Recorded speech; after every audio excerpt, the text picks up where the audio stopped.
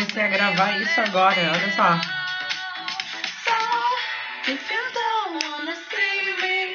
Deixa eu desligar, que senão o YouTube não deixa eu gravar as coisas aqui, depois corta o meu vídeo e eu não consigo fazer a aula.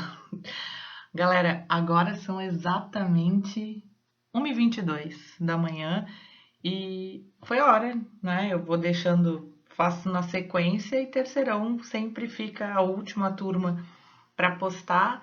E aí, diante da solicitação de vocês, quando eu perguntei como que eu podia ajudar, vários falaram assim, ó, professora, a gente queria que tu explicasse, né? Ainda não me senti à vontade para aparecer no vídeo, mas a voz, sem problema, e eu acho que é uma maneira da gente ficar mais pertinho do outro. Vamos fazer hoje, então, um estudo dirigido. O que é isso? Assim, ó, eu vou fazer uma recapitulação, a gente já fez na semana passada, e daí lembrar assim, ó, que vocês estão com as atividades em dia, eu dou feedback de todas as atividades, individual, aviso, olha, você errou essa daqui, né? Pensa nessa perspectiva, vê o que pode fazer. E hoje eu vou fazer quase a mesma coisa que a gente fez na semana passada, mas agora com o material que eu preparei. A gente vem estudando a população desde o dia 13 de maio, então foram muitos aspectos, toda atividade tinha uma coisinha ali que eu perguntava, então acredito que nesse momento, né, não tenham grandes dúvidas. Mas, por favor, quero lembrar que eu estou toda quarta-feira online, a partir das 8 horas da manhã até as 6 da tarde. Só entrar na sala de aula, trocar uma ideia. Prof, não entendi isso. E nos outros dias, por e-mail, na plataforma, nas atividades. E, enfim, estou por aqui, tá? Então, ó. Vamos começar revisando essa questão da pirâmide etária, né? Que foi o nosso primeiro item de aprendizado com relação à população mundial. Pirâmides etárias, então, são gráficos que vão mostrar as tendências no crescimento da população durante um determinado período.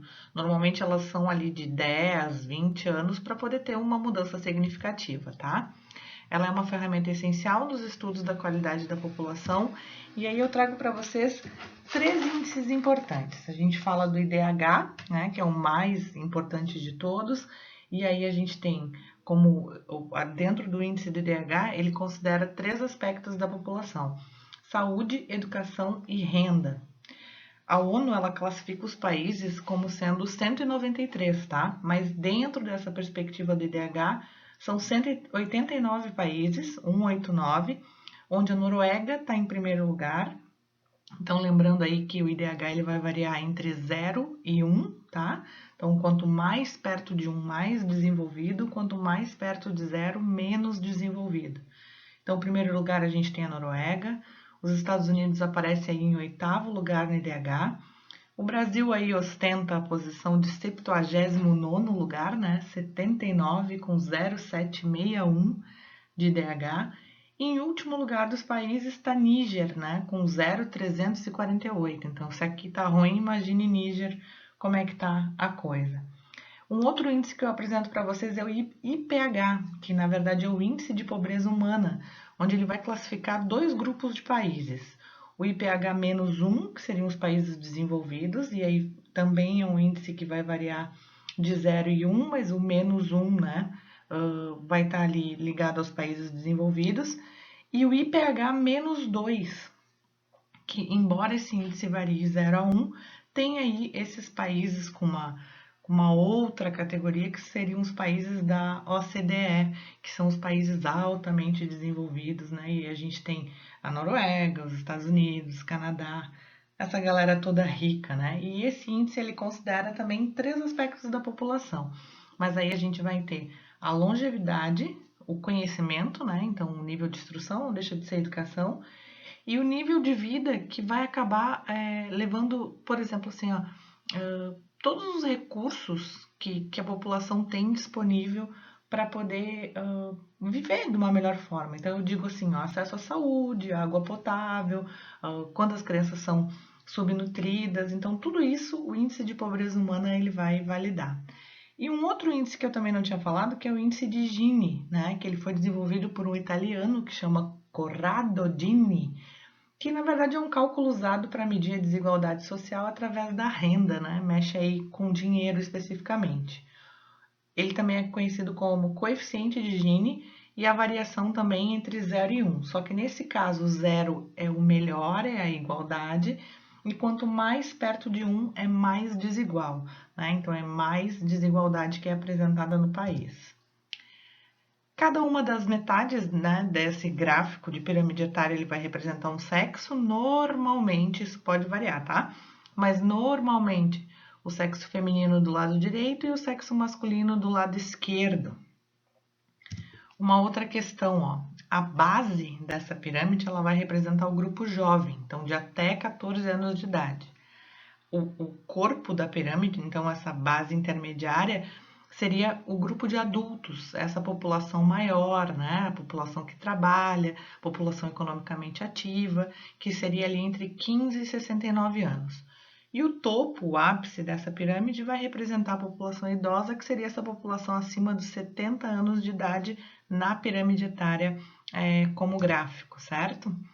Ela serve, então, além de monitorar a estrutura de sexo e idade, ela visualiza ao longo do tempo de vida, né, taxas como mortalidade, e aí se essa mortalidade é regular ou não, e como essa população se comporta dentro dessas características ao longo do tempo. Tenho aqui, então, um exemplo de pirâmide etária, o mesmo que eu já tinha dado a vocês no material, em que ali eu coloco, né, onde que estão os jovens, onde que estão os adultos, os idosos. Nesse caso ali mostra uma alta mortalidade, né, a base ela está muito grande, então as pessoas estão vivendo pouco nesse país, nesse país o nosso, né, em 1980. Então essa era a situação do país na década de 80, onde a gente não tinha uma grande preocupação com a questão da longevidade, do quanto que o brasileiro ia viver e se ia viver bem dentro do nosso país. Coisas que a gente pode se perguntar na análise de uma pirâmide etária. A população está envelhecendo? Só de olhar ali eu consigo ver, ó, se ele tem uma base menor, um meio e um topo mais grossos, desculpa. Então significa que essa população sim, ela está envelhecendo. Uma outra questão, ó, ela está rejuvenescendo. Quando que eu vejo isso? Quando eu tenho uma base larga de uma pirâmide. Então está nascendo muita gente. Tem, né? Com o passar dos anos, essa população jovem ela vai vingar, vai ficar ali se esse país tiver condição. E por último, uma última análise que a gente pode fazer é que quanto mais alta a pirâmide, maior é a expectativa de vida e, consequentemente, serão melhores as condições de vida daquela população. Então, se está vivendo mais, é porque tem mais condições.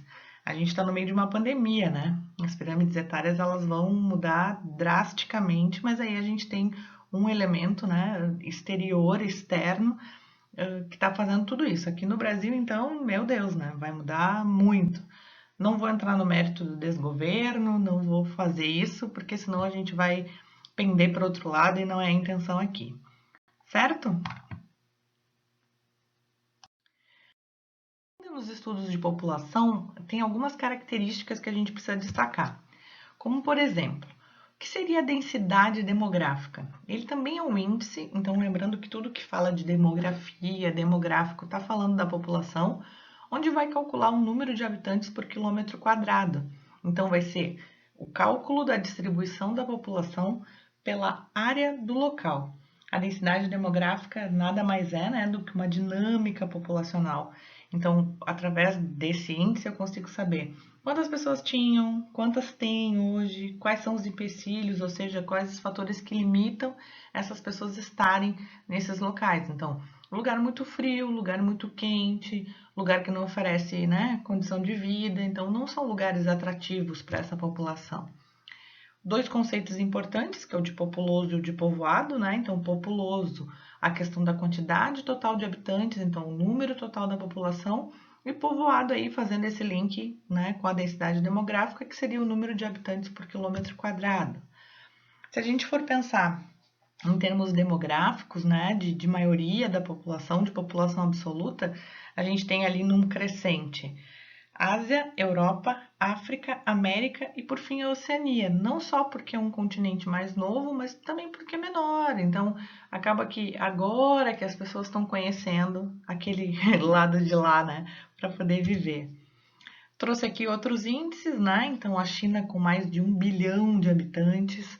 E aí a gente tem, ao mesmo tempo, Mônaco, com apenas 37 mil habitantes, com uma densidade demográfica imensa, porque é pequeno. Então, todas as pessoas que estão ali estão amontoadas e a gente tem uma densidade demográfica de 18 mil habitantes por quilômetros quadrados. Então, é muita gente num pequeno espaço, né? E em contrapartida, a gente tem a Mongólia, com 2 milhões de habitantes, só que acaba sendo uma área muito grande. E aí a gente tem nem 2 habitantes por quilômetro quadrado. Então fica um aqui, outro acolá, bem disperso. No caso do Brasil, a gente tem mais de 11 milhões de habitantes, né, numa área de quase, né, mais de 8 milhões e meio de quilômetros quadrados. A gente está chegando aí próximo dos 25 habitantes por quilômetro quadrado porque a gente tem dimensões continentais, o Brasil é muito grande, né? Com relação ao povoamento, né? Então, quanto que essas regiões brasileiras elas acabam tendo de habitantes por quilômetros quadrados, a região que mais tem gente, né, vivendo seria a região sudeste e a que tem menos gente, a região norte.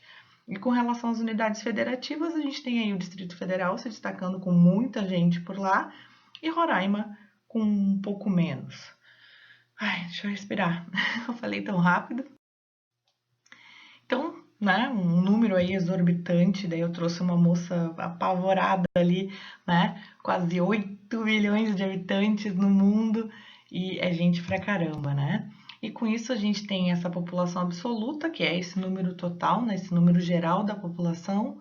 A população relativa, então, ela já vai fazer esse link com, né, é um sinônimo de densidade demográfica, é o número de habitantes por quilômetros quadrados, e aí um outro índice, um outro elemento importante no estudo da população, que é o superpovoamento ou a superpopulação, que é esse quantitativo populacional, né, que é maior do que os recursos sociais e econômicos existentes para sua manutenção. Então, tem muita gente com pouco recurso naquele local. Tem que ficar de olho aberto também, porque local que normalmente é superpovoado, as pessoas estão passando trabalho, né, estão passando necessidade. Se a gente fala de índices populacionais, então a gente tem ali, ó, taxa de natalidade, que é o número de nascimentos, né, que ocorre em determinada área, taxa de fecundidade, que é o número de nascimentos bem-sucedidos, né, menos o número de óbitos em nascimentos, taxa de mortalidade, que é o número de óbitos ocorridos, né, então o número de mortes, e aí um outro índice que tem uma particularidade que ele é medido por 1000, tá? Diferente dessas taxas de natalidade, fecundidade e mortalidade, que são porcentagens. Então, é 1 para 100. E na taxa de mortalidade infantil, que é esse indicador, que vai ser representado pelo número de crianças que morreram antes de completar o seu primeiro ano de vida.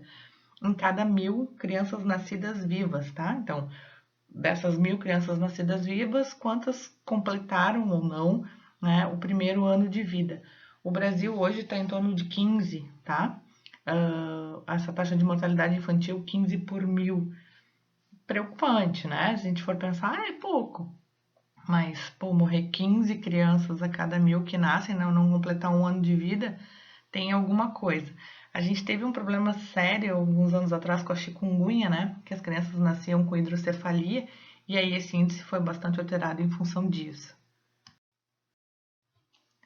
Se a gente também pode avaliar a população, o crescimento dela através de outros elementos, de outros índices, né? O crescimento natural e vegetativo, que vai ser aquela continha ali, né, entre taxa de natalidade menos taxa de mortalidade. Crescimento migratório, então que a gente vai fazer também uma continha de menos entre a taxa de imigração, e aí eu vou aproveitar e já falar do imigrante, que é aquele que entra, menos a taxa de emigração, vou falar do imigrante, que é aquele que sai, que emigra, né? Também temos ali ó, o crescimento populacional ou o crescimento demográfico, que vai ser essa soma do crescimento natural mais o crescimento migratório. Então, de todas as pessoas que acabaram nascendo e as pessoas que vieram para aquele local, se faz uma soma e se tem esse índice do crescimento populacional. E aí outros tipos de migrações ali, né? Migração pendular, que é como se a gente estivesse realmente visualizando um pêndulo, vai e vem todos os dias, né? Que é o que acontece aqui na região metropolitana, recentemente denominada, né, pelo IBGE, região metropolitana de Florianópolis. As pessoas vêm de São José, vêm de Biguaçu, vêm de Paulo Lopes até para trabalhar em Floripa e depois voltam para suas casas para dormir. Então isso é um pêndulo, é essa relação de vai e vem. Depois essa migração sazonal, que é essa migração associada a algumas épocas do ano, né? Então a colheita da cana de açúcar em São Paulo, né? Vem o pessoal do norte, vai lá, colhe e depois volta. A migração definitiva, e aí da qual eu me encaixo, né? Eu saí do Rio Grande do Sul, vim para Santa Catarina definitivamente, hoje estabeleço residência, não tenho nem intenção de voltar, tá? O êxodo rural, muito forte ali nos anos 80, né? Um pouquinho antes, onde as pessoas saem do campo e vão para a cidade em busca de melhores condições de vida. Essa questão da metropolização, né? Que seria essa migração em massa para a metrópole. Metrópole é esse local de atração, onde tem universidade, onde tem hospital, onde tem emprego, né? Mas ao mesmo tempo também se observa um processo de desmetropolização. A galera que está dizendo, olha, não quero mais ficar aqui, vamos pensar aqui na nossa região. Nossa, tá muito ruim ficar aqui em Floripa, né? Questão do emprego, a questão da violência, então eu vou para Rancho Queimado, que daí eu tenho condição de ter uma melhor qualidade de vida, e quem tem condição, né? A oportunidade, nem diria condição, mas a oportunidade de fazer isso, também é algo de se pensar, é uma outra perspectiva, né? Se a gente for falar de teoria, né, de teorias que tentam explicar o crescimento da população, destacaria aí 5 para vocês, né? Talvez a mais importante, a mais é, representativa nesse contexto seria a teoria malthusiana, né? Onde ela vai entender aí um desequilíbrio entre o crescimento da população e a disponibilidade de alimentos, o que basicamente levaria à fome, né? Então, para o Malthus, ele fez essa relação que o crescimento da população ia se dar, né, através de uma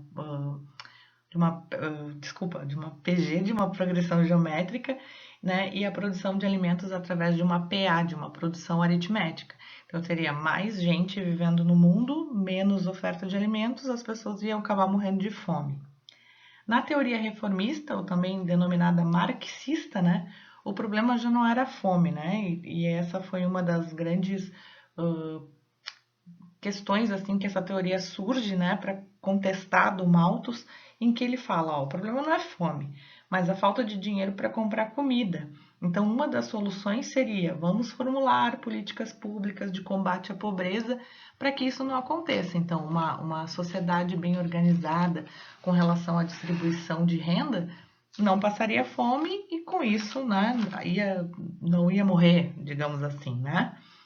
Já aqui, no pós-Segunda Guerra Mundial, aparece uma outra teoria, e aí esse prefixo neo é de novo, então uma teoria neo-malthusiana, em que fala também que, olha, vamos se preocupar aí com a questão do alimento, porque houve uma grande explosão demográfica, e daí tem até um nome em inglês, né, que chama Baby Boom, então era preciso que houvesse o controle de natalidade.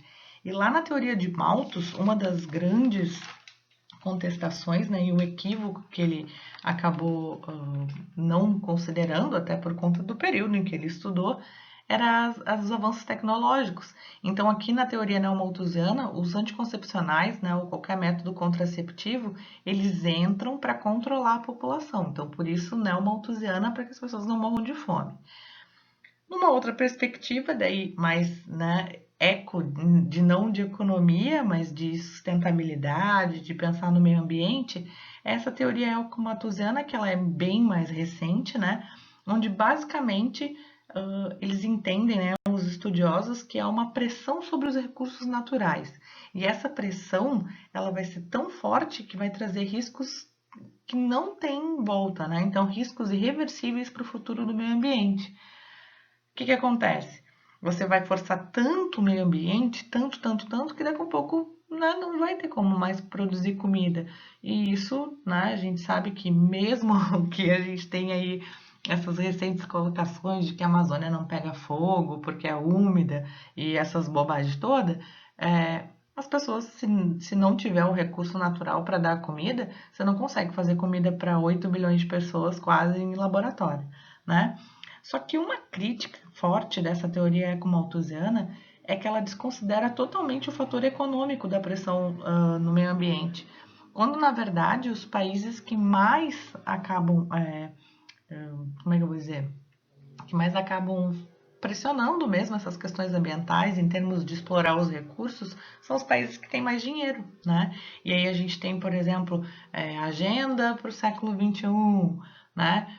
Vamos pensar essas questões do ISO 14002, né? Que dizem respeito ao meio ambiente. Estados Unidos, por exemplo, não assinou, né? Não assina esse tipo de proposta porque sabe que se ele, né, começar a controlar muito a exploração dos recursos naturais, os empresários vão ficar chateadinhos, né? E por fim, e não menos importante, a teoria da transição demográfica, que ela vai compreender então as transformações do crescimento demográfico, né, a partir da variação das taxas de natalidade e de mortalidade. Essa teoria ela é importante porque ela contesta a teoria do Malthus, né? E ela apresenta 4 fases diferentes. No primeiro momento, o regime demográfico clássico, onde eu tenho um crescimento vegetativo controlado, né? Então, as minhas taxas de natalidade e taxa de mortalidade, essa diferença ela está controlada, então nasce gente, mas também morre, então a população, né, acaba não crescendo muito. Num segundo momento da explosão demográfica, então onde eu tenho um grande crescimento vegetativo, está nascendo muito mais gente do que morrendo, e aí basicamente a minha população é jovem. Num terceiro momento, né, ou na terceira fase, a fase de transição demográfica, que é onde o Brasil se encaixa, né, onde eu tenho uma diminuição no crescimento vegetativo, então ele não está acelerando muito, então taxa de natalidade e mortalidade de certa forma estão controladas, mas eu tenho ali uma população adulta, né? E, sobretudo, uma população adulta que trabalha, que gera recursos para esse país. E, por fim, um regime demográfico moderno, onde eu tenho um período de estabilização, onde a população é basicamente idosa, que é o que acontece na maioria dos países da Europa, né? Onde você já passou por todas as fases e que hoje se estabelece. Se controlou tanto a questão da natalidade em alguns países europeus que tem alguns lugares que as pessoas estão sendo pagas para ter filho, né? Porque senão é um pensamento interessante da gente ter assim, ó, uma população, como é que eu vou dizer, um lugar, um país com uma população muito jovem é complicado, tá? Mas um país com uma população muito idosa é horrível, porque idoso e criança não trabalha. Mas o idoso ainda tem um adendo porque o idoso não trabalha e ainda recebe. E aí aqui eu queria colocar uma questão que eu não sou contra a reforma da Previdência, acho que ela é necessária, né? Eu sou contra a reforma da Previdência nos termos em que ela está sendo apresentada, porque ela está tirando os direitos do trabalhador, né? Então, hoje eu, como professora, né, na minha questão docente, eu sou consciente, né, de que eu estou trabalhando agora para pagar a aposentadoria de quem já se aposentou. E isso vai acontecer com vocês. Um dia vocês vão trabalhar para poder pagar o que eu me aposentei, né? O que eu estou recebendo de aposentadoria. Precisa de uma verificação? Precisa, senão nenhum país, né, consegue se manter. Mas não tirando o direito dos trabalhadores. Isso não, certo? Ai, fiquei cansada, né? Vou aproveitar aí a Oprah para me ajudar a dar um thank you no Golden Globe e dizer para vocês que espero vocês na plataforma quarta que vem. Me escrevam um e-mail, me mandem mensagem. A gente tem o WhatsApp aí nos grupos da turma, né? E tô sempre por aqui, tá certo? Precisando de mim, só chamar. Quarta que vem a gente faz uma provinha, vamos fazer via formulário. Se vocês estudarem isso, vai estar tudo certo. Revisem o material, ok? Beijinho, tchau, tchau!